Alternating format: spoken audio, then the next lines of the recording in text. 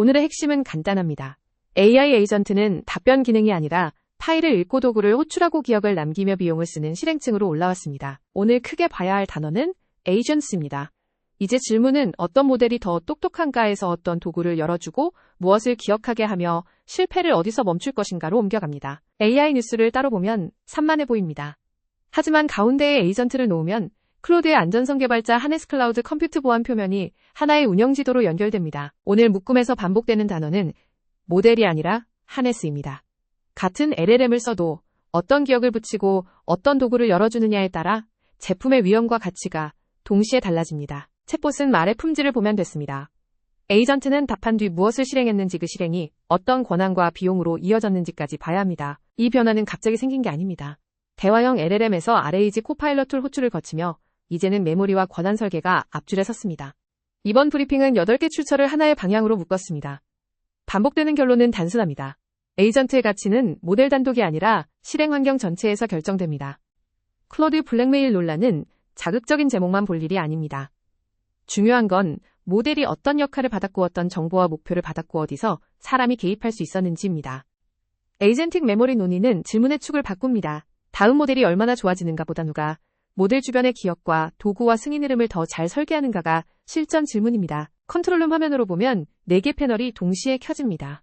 모델 하네스 인프라 리스크는 따로 움직이는 항목이 아니라 하나의 에이전트 제품 안에서 맞물립니다. 오늘 흐름을 실무 부담으로 환산하면 보안 검토가 가장 크게 뜹니다. 도구와 메모리가 붙는 순간 단순 프롬프트 테스트만으로는 위험을 설명하기 어렵습니다. 개발자 도구 영역에서는 컬서나 클로드 덱탑 같은 하네스가 체감 기준을 만들고 있습니다. 중요한 건 멋진 답변보다 프로젝트 안에서 어디까지 믿고 맡길 수 있느냐입니다. 하네스는 추상적인 단어처럼 들리지만 실제로는 5층입니다.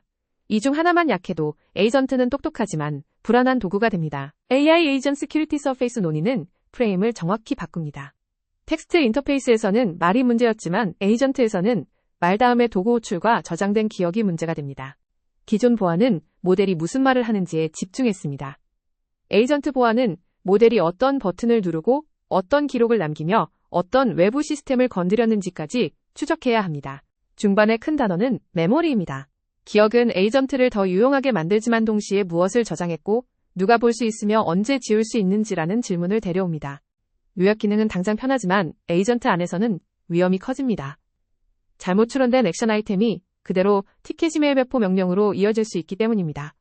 출처의 예시는 5분짜리 대화입니다. 짧아 보여도 에이전트가 이를 결정 리스크 액션으로 바꾸면 실제 업무 시스템의 입력값이 됩니다. 같은 AI 뉴스라도 출처마다 보는 각도가 다릅니다. 테크크런치는 논란과 계약을, 데이터 사이언스 글들은 구현 구조를, 허깅페이스는 실제 멀티 에이전트 사례를 보여줍니다. 5월 8일부터 10일까지의 재료만 봐도 압축도가 높습니다.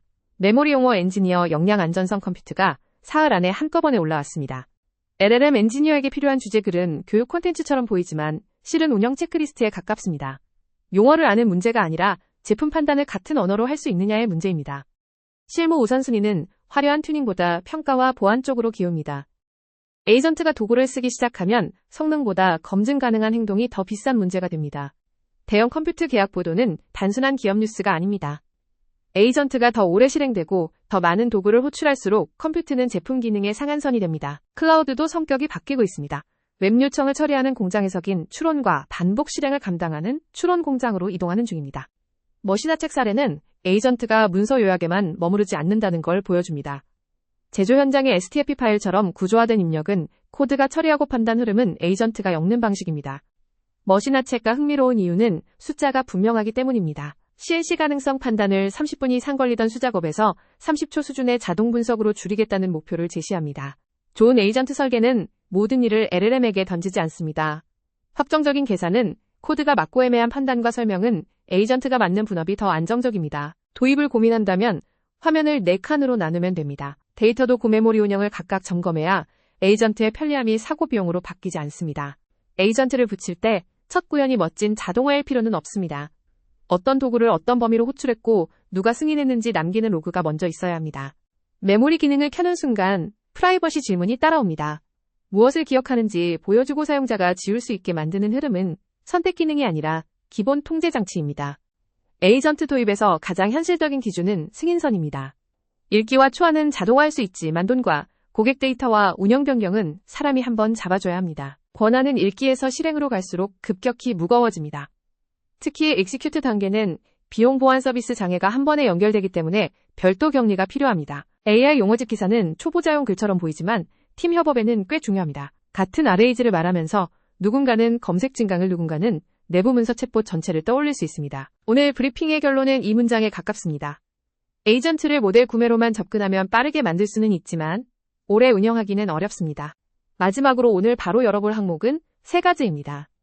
메모리 훅 에이전트 보안 표면 머신화 책 사례를 보면 오늘 흐름이 구현 관점으로 내려옵니다. 팀에서 바로 써먹을 질문은 간단합니다. 우리 에이전트는 무엇을 기억하고 어떤 도구를 쓰며 어디까지 혼자 실행할 수 있느냐입니다. 오늘의 IT 지도는 에이전트를 중심에 놓으면 선명해집니다. 모델 개발자, 도구 클라우드 보안 오픈소스 사례가 모두 같은 질문으로 모입니다. 어디까지 맡기고 무엇을 기록하며 어떻게 되돌릴 것인가입니다.